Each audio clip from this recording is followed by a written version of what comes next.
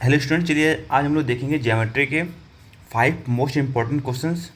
तो उसका जो पहला क्वेश्चन है, ये आपका एसएससी, सीएचएसएल, सीजीएल, सीपीओ और जितने भी अनदर एग्ज़ाम जिसमें आपकी ज्योमेट्री आती है, एडवांस मैथ आती है, उसके लिए इम्पॉर्टेंट है।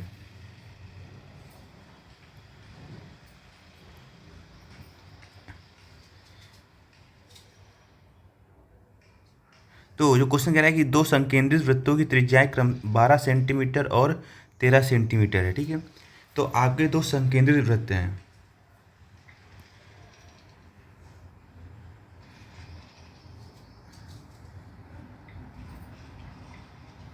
ठीक है। तो इनका मतलब सेंटर क्या होगा, सेम ही होगा, ठीक है। अब आगे क्या कह रहा है, ए बी है वो बड़े वृत्त का व्यास है, ठीक है। तो जो एक लाइन ए बी जाएगी वो बड़े वृत्त का व्यास होगी।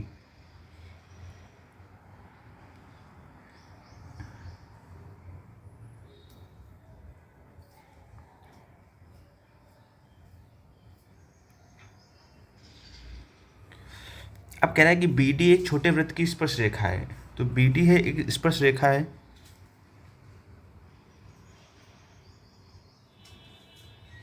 तो डी पॉइंट मान लेते हैं यहाँ पर होगा।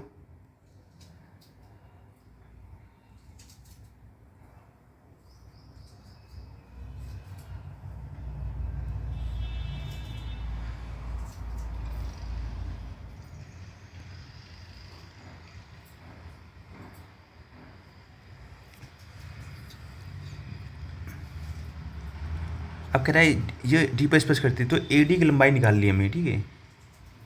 तो देखो रहा, अगर इस लाइन को हम लोग आगे बढ़ाएं और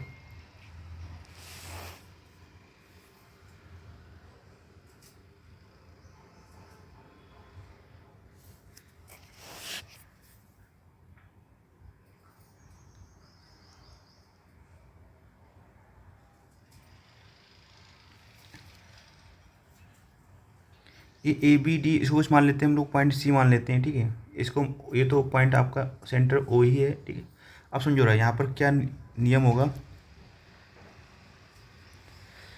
तो संकेंद्रित वृत्त की त्रिज्याएं कितनी थी, 12 सेंटीमीटर और 13 सेंटीमीटर। जो बड़े वाले की होगी वो 13 सेंटीमीटर होगी, मतलब जो ये, ठीक है, मतलब यहाँ से लेकर यहाँ तक की जो वैल्यू होगी वो कितनी होगी, 13 होगी, कोई दिक्कत नहीं यहाँ से। और ये वाली जो वैल्यू होगी वो 12 होगी, ठीक है।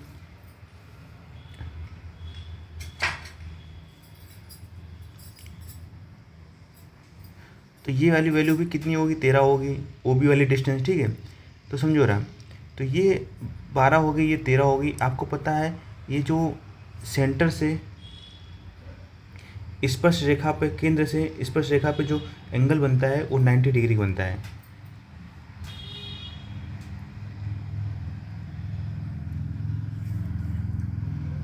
तो ये एंगल कितने का हो गया, 90 का। तो इसमें 90 वाली थ्योरम अप्लाई होगी, यानी पाइथागोरस थ्योरम। तो ये अगर 12 है, ये अगर 13 है, तो ये वाली वैल्यू कितनी हो जाएगी आपकी, 5 हो जाएगी। क्यों, ये हमारा एक ट्रिपलेट का रूल होता है, 5, 12, 13। इसमें अगर ये लंब है या आधार है तो एक कर्ण हमेशा 13 होगा, ठीक है। तो ये 5, 12, 13 आपको ट्रिपलेट याद रखना है। तो यहाँ तक कोई दिक्कत नहीं, ठीक है। ये 5 हो गई।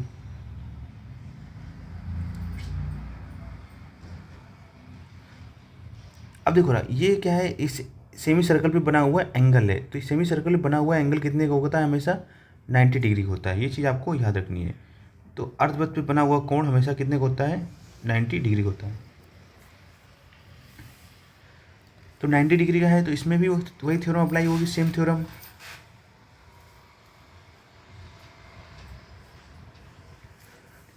अब एक चीज़ याद रखना, ये देखो, ये जो पॉइंट है ये सेंटर से, ठीक है, एक पॉइंट हमने और बताया था, थ्योरम होती है हमारी, सेंटर से जो लाइन है, ठीक है, सेंटर से अगर इस पे जीवा पे कोई रेखा खींची जाती है, ठीक है, परपेंडिकुलर डाला जाता है, तो उसको सेम पार्ट में डिवाइड करता है।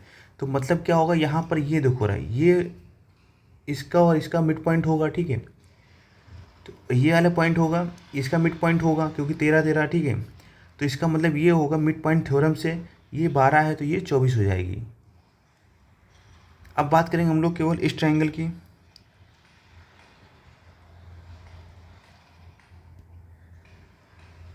ये ट्रायंगल दिख रहा है आपको, ये वाला ट्रायंगल, ठीक है। तो हमें ए डी चाहिए, तो ये 90 है, ये 24 है, और यहाँ से देखो ये जो वैल्यू होगी ये 5 है, तो ये भी कितनी हो जाएगी, 5 हो जाएगी। तो बस अगर ये वाली वैल्यू निकालनी है तो देखो ना, ये तो हाइपोटेन्यूस हो गया, यानी ए डी का स्क्वायर इक्वल टू ए सी का स्क्वायर प्लस सी डी का स्क्वायर। तो ए सी की जो वैल्यू है वो 24 का स्क्वायर प्लस सी डी की जो वैल्यू है वो 5 का स्क्वायर। तो 24 का स्क्वायर जो होता है वो 576 होता है, और 5 का स्क्वायर होता है 25। ठीक है, इसको जब सॉल्व करेंगे तो 601 आएगा, और A D square equal to 601। तो ए डी की जो वैल्यू आएगी √601, जो कि होती है हमारी 24.5 के आसपास होगी। ठीक है,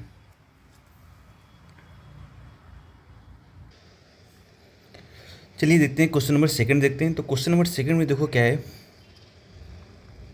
ये कह रहा है कि एक्स वाई जेड में बिंदु पी भुजा एक्स जेड का मध्य बिंदु है। ठीक है, तो ये देखो मैं ट्राइंगल लेना है, तो ट्राइंगल में देखो एक्स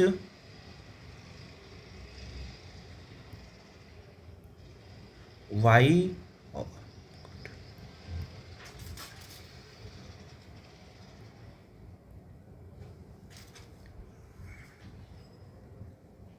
वाई हो गया, ठीक है, और ये हो गया जेड। ठीक है, अभी कह रहा है कि बिंदु क्यू है वो भुजा एक्स वाई पर इस प्रकार स्थित है। तो बिंदु क्यू है वो एक्स प्रकार इस प्रकार स्थित है कि क्यू जेड पी वाई को समद्विभाजित करता है।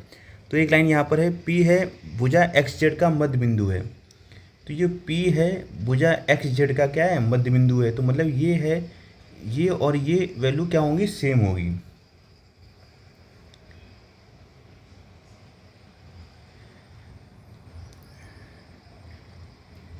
अब नेक्स्ट स्टेप पे इसने कहा है कि क्यू है भुजा एक्स वाई पर, ठीक है, क्यू है वो भुजा एक्स वाई पर स्थित है।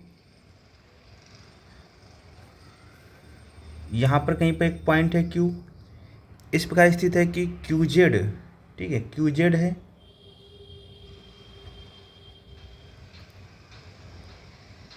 पी वाई को समविभाजित करता है। तो पी वाई ये है, तो यानी ये वैल्यू और ये वैल्यू आपस में इक्वल होंगी। ठीक है, तो कह रहा है एक्स क्यू बराबर 24 सेंटीमीटर है, तो ये वैल्यू हमें दी हुई है 24। तो कह रहा है क्यू वाई की लंबाई हमें ये वैल्यू निकालनी है। अब देखो रहा,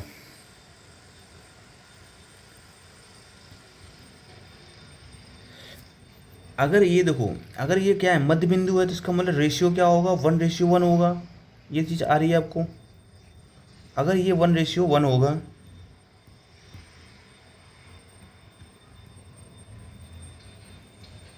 तो ये जो मिड पॉइंट है तो ये 2 यूनिट रहा होगा। ठीक है, ये 2 यूनिट होगा, समझो रहा। अब ये भी क्या है, मिड पॉइंट है, तो एक वाली वैल्यू 2 है, तो ये वैल्यू भी 2 हो जाएगी, और ये वाली वैल्यू भी 2 हो जाएगी। कोई दिक्कत नहीं यहाँ तक।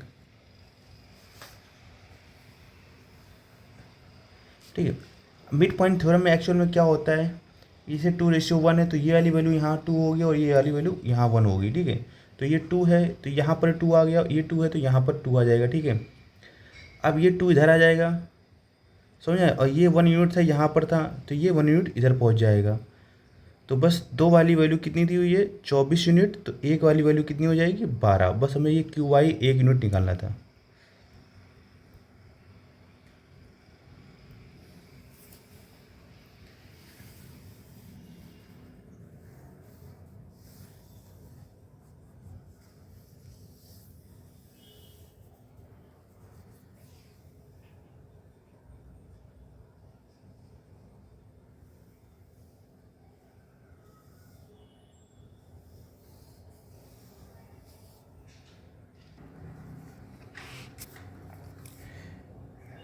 दो क्वेश्चन नंबर तीसरा कह रहा है कि एक त्रिभुज ए बी सी में शीर्ष ए बी और सी से क्रमशः डी ई और एफ लंब के पाद है। ठीक है, मतलब ये एंगल है 90 होगा, ये एंगल 90 होगा, और ये एंगल 90 होगा। ठीक है, तो कह रहा है कि यदि कोण बी ई डी, कोण आपका बी ई डी देते हैं, ये बी ई डी, तो ये एंगल आपका 24 दिया हुआ है। ठीक है,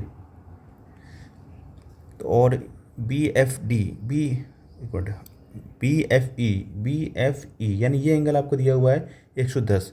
तो कह रहा है ई बी एफ की माप निकालनी है हमको, ई बी एफ यानी ये एंगल हमें निकालना है। ठीक है,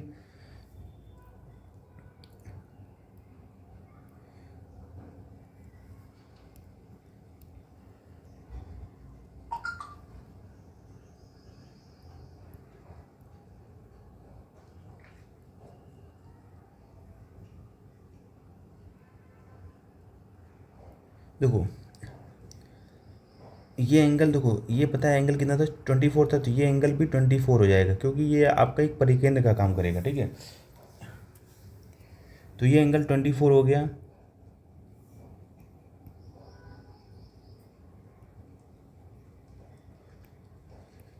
ये एंगल 24 हो गया।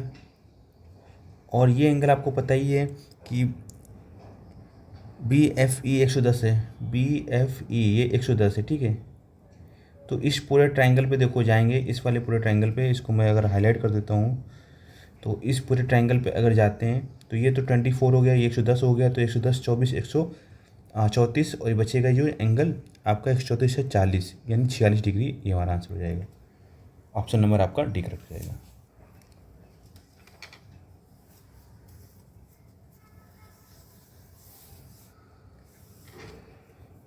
तो जैसा कि angle B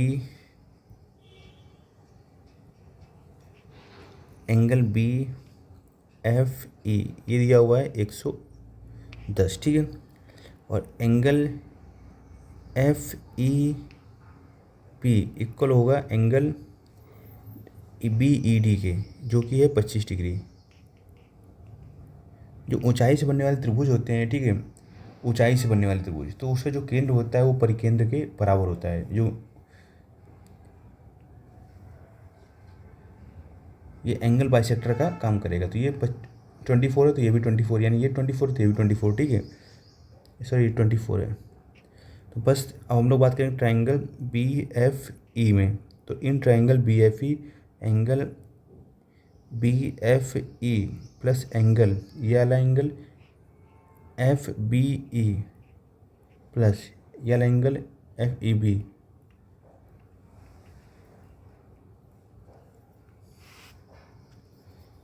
B F E कितना हो गया 110 हो गया, ठीक है। एंगल एफ बी ई कितना हो गया, एफ बी हमें निकालना है, इसको मान लेते हैं एक्स है, ठीक है। एंगल एफ ई बी ये दिया हुआ है 24, ठीक है।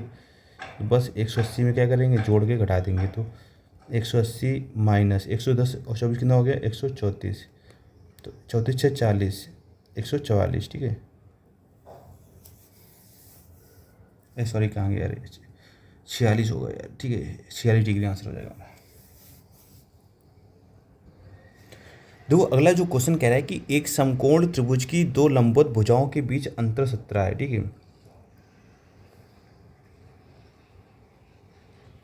तो ए बी और सी, ठीक है, इनकी दो लंबवत भुजाएं हैं, इनके बीच का अंतर, ठीक है, इसको मान लेते हैं ए है, ये बी है और ये सी है, ठीक है।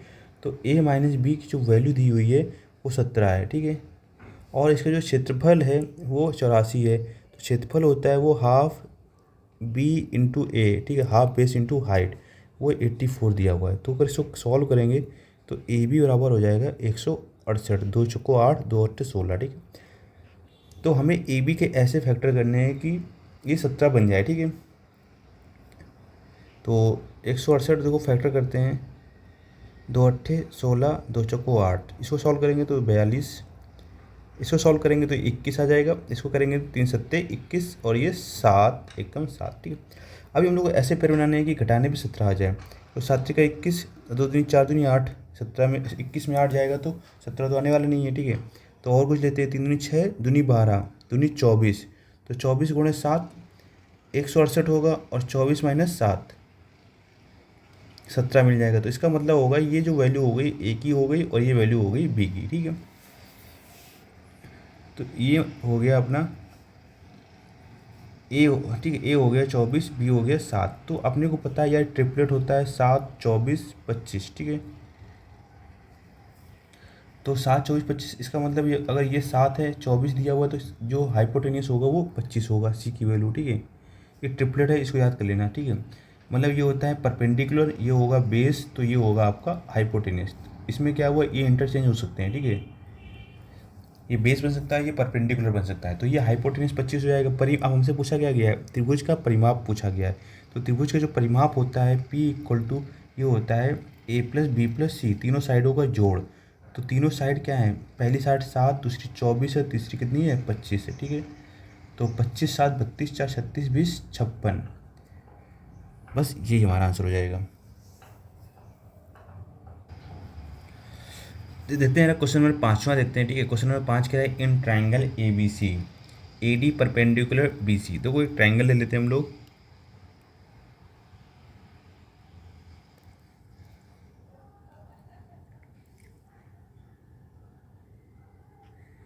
ए बी सी है, ठीक है। जो कह रहा है ए डी है वो परपेंडिकुलर है आपके बी सी के, ठीक है।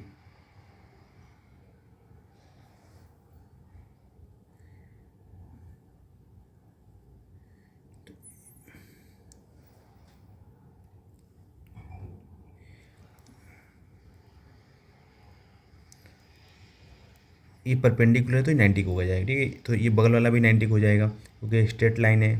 बी परपेंडिकुलर है ए सी की, तो बी ई, ठीक। ये भी परपेंडिकुलर है तो ये भी 90 को हो जाएगा। तो कह रहा है बी ए डी और B E intersect each other at F. तो ए डी और बी ई, हिंदी वर्जन गलत है यहाँ पर, यहाँ, ठीक है।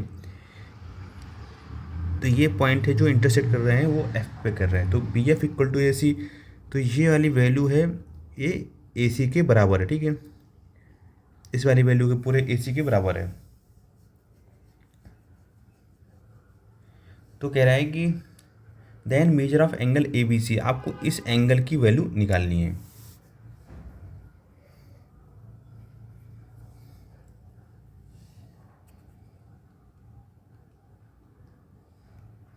तो इस टाइम क्वेश्चन हम लोग क्या करेंगे पहले। देखो ये 90 है तो ये वाला एंगल भी कितने का होगा, 90 का होगा, ये चीज़ समझ में आ रहा है, ठीक है। तो हम लोग जा रहे हैं इन ट्रायंगल बी डी एफ में, समझ में आ रहा है, ठीक है। And triangle A F E में, इसको अगर एंगल कुछ मान लो एक्स मान लो, ठीक है। तो ये एंगल भी कितना हो जाएगा, एक्स हो जाएगा। तो ये एंगल 90 है तो ये एंगल भी कितना होगा, 90 होगा। तो यहाँ से ये बात आई कि एंगल इसको माने B D F equal to angle A E F, ठीक है। और ये angle B F D equal to angle A F E, ये एंगल और ये एंगल आपस में इक्वल है, ठीक है। तो इससे क्या होगा, ये जो आपका ट्रायंगल होगा ये हो जाएगा आपका सिमिलर ट्रायंगल हो जाएगा, ठीक है। ए सिमिलरिटी से, जब ए सिमिलरिटी से इसका फ़ायदा क्या होगा कि आपके दो एंगल थे, ठीक है। तो ये एंगल इसके इक्वल हो गया, ये एंगल इसके इक्वल हो गया, तो जो बचे हुए एंगल है ये एंगल इसके इक्वल हो जाएगा, ठीक है। इसको मान लो यार 3 मान लो, इसको 4 मान लो, ठीक है। तो एंगल 3 इक्वल टू एंगल 4 हो जाएगा, कोई दिक्कत नहीं होनी चाहिए। अब हम लोग बात करेंगे ट्रायंगल बी डी एफ और ए डी सी की, ठीक है। Triangle B D F and triangle A D सी,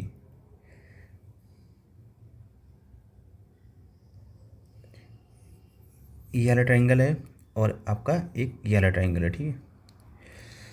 देखो इसमें क्या है, एंगल 3 इक्वल टू एंगल 4 तुम लोग प्रूव कर चुके हैं।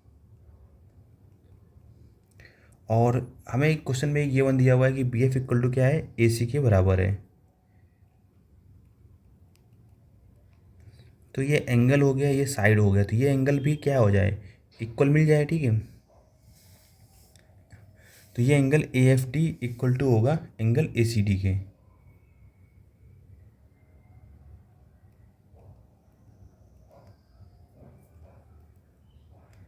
तो ट्रायंगल आपका जो बी डी एफ होगा वो कॉन्ग्रेंट हो जाएगा ट्रायंगल ए डी सी के। तो इससे फ़ायदा क्या होगा,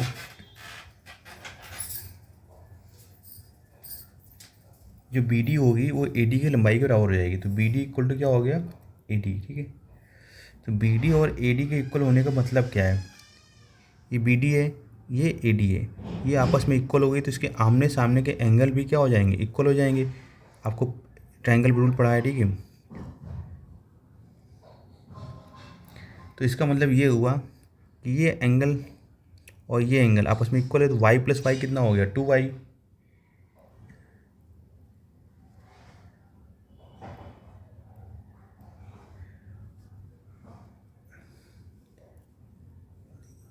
इसको y मान लो, इसको y मान लो, तो ये कितना हो गया 2y। ये 90 है, 2y प्लस 90 इक्वल टू 180, तो 2y इक्वल टू कितना हो जाएगा 90, तो y इक्वल टू कितना हो जाएगा 45। हमारा आंसर हो गया। तो चलिए यार इसी तरह के, ठीक है, जो डिफ़िकल्ट क्वेश्चन हैं और जो डिफरेंट क्वेश्चन हैं उनको फिर से हम लोग नेक्स्ट सीरीज़ में बताएंगे। और चैनल को आप लाइक, सब्सक्राइब और शेयर जरूर कर लीजिएगा।